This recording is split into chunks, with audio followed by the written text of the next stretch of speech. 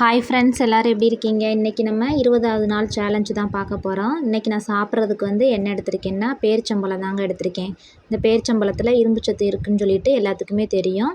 இன்றைக்கி இதை நம்ம ஒரு 4-5 பீஸ் சாப்பிட்டுக்கிறலாம். இன்றைக்கி நான் தலைக்கு அப்ளை பண்ணுறதுக்கு என்ன எடுத்திருக்கேன்னா ஒரு மூடி தேங்காய் தான் எடுத்திருக்கேன்.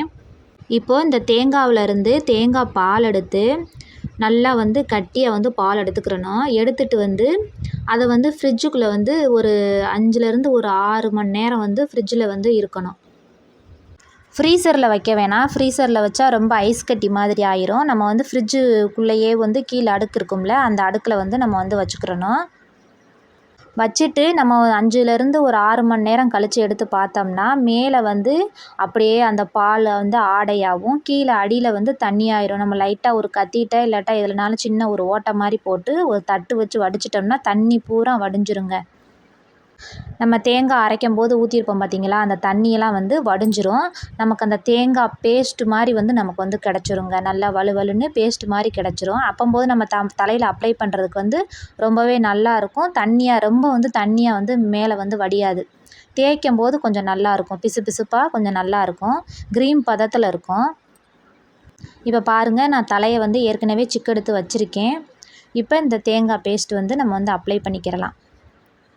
நான் ஏற்கனவே இதுக்கு முன்னாடி போட்ட வீடியோவில் வெறும் தேங்காய் பால் மட்டும் தண்ணியாக எடுத்து தேய்ச்சிருந்துருப்பேன். இது தாங்க இன்னொரு மெத்தடு. நம்ம ஃப்ரிட்ஜில் வச்சுருந்ததுனால இது கொஞ்சம் கூலிங்காக இருக்கும். அதனால கொஞ்சம் நேரம் வெளியில் எடுத்துகிட்டு ஒரு 1/2 மணி நேரம் கழித்து நம்ம அந்த கூலிங் போனதுக்கப்புறம் நம்ம தலையில் அப்ளை பண்ணிக்கிறணும். அப்படியே ஜில்லுன்னு நம்ம கூலிங்கோடு அப்ளை பண்ணக்கூடாது. நமக்கு சளி பிடிச்சிரும். அதனால நம்ம வெளியில் எடுத்துட்டு நம்ம அந்த தண்ணியெல்லாம் வடிச்சிட்டு அந்த பேஸ்ட்டு பதமாக இருந்தாலுமே அது கொஞ்சம் குளிராக தான் இருக்கும். அதனால ஒரு 1/2 மணி நேரம் கழித்து நம்ம தலையில் அப்ளை பண்ணிக்கிறலாங்க.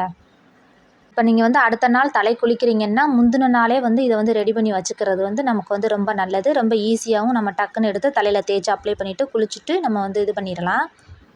நான் இந்த பேஸ்ட் நைட்டே செஞ்சுட்டேங்க. நைட்டே செஞ்சு வச்சுட்டேன். நைட்டே தேங்காய் எடுத்து பால் எடுத்து அதை ஃப்ரிட்ஜில் வச்சுட்டு இப்போ நான் காலையில் குளிக்கிறதுக்கு ஒரு மணி நேரத்துக்கு முன்னாடி மட்டும் வெளியிலேருந்து எடுத்து அதை நல்லா கூலிங் போனதுக்கப்புறம் இப்போ நான் அப்ளை பண்ணுறேங்க. இப்போ இந்த தேங்காய் பால் ஏற்கனவே சொன்ன மாதிரி தான் முடி வளர்ச்சிக்கு ரொம்பவே நல்லது. முடிக்கு ஒரு ஷைனிங் கொடுக்கும். முடி கொட்டுறதை ஸ்டாப் பண்ணும். ஹேர் நல்லா திக்காக வளர்கிறதுக்கும் நல்லதுங்க. இப்போது நான் அந்த தேங்காய் பால் நல்லா ஒரு 1/4 மணி நேரம் நல்லா மசாஜ் பண்ணிவிட்டு ஊற வச்சு நான் குளிச்சுட்டு வந்துட்டேன். எப்போவுமே தேங்காய் பால் தேய்ச்சி குளிச்சுட்டு வந்தோம்னா ஷாம்பாக இருந்தாலும் சீவக்காய் இருந்தாலும் ரொம்ப போட்டு கரகரன்னு தேய்க்கக்கூடாதுங்க. ஷாம்பாக இருந்தாலும் சீவக்காவாக இருந்தாலும் லைட்டாக மட்டும் போட்டால் போதும். இப்போ 2 ஷாம்பு போடுற இடத்துல நீங்கள் 1 ஷாம்பு போடணும். 2 சீவக்காய் போடுற இடத்துல 1 சீவக்காய் மட்டும். நான் 1/2 சீவக்காய் தான் போட்டிருக்கேன். பாதி வச்சுட்டேங்க. ஏன்னா நம்ம இப்போ அப்ளை பண்ணியிருந்தது எல்லாத்தையுமே நல்லா சுத்தமாக அலசி இது பண்ணி குளிச்சிட்டோம்னா அதில் வேஸ்ட்டு தான். 1-2வது நம்ம தலையில் இருக்கணும் நம்ம தேங்காய் பால் தேய்ச்சதுனால. நீங்களும் இதே போல் ட்ரை பண்ணி பாருங்கள். நம்ம சேனலுக்கு சப்ஸ்கிரைப் பண்ணிக்கோங்க.